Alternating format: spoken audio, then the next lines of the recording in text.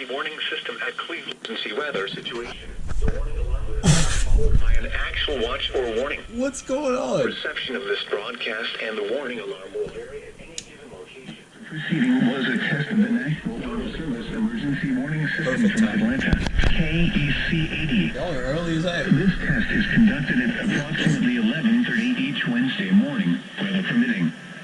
If this had been an actual emergency weather situation, the warning alarm would have been followed by an actual watch or warning. Reception of this broadcast and the warning alarm will vary at any given location. This variability, normally more noticeable at greater distances from the transmitter, will occur even if you are using a quality receiver in perfect working order.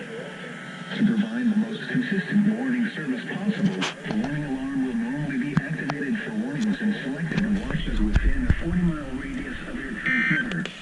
This area includes the following counties in the Atlanta listening area: Cherokee, Clayton, Cobb, DeKalb, Douglas, Forsyth, Fulton, Gwinnett, Henry, Newton, Rockdale, and Now Walton. return to our normal weather. This concludes the weekly test of the warning alarm system. We now return to our normal weather broadcasting.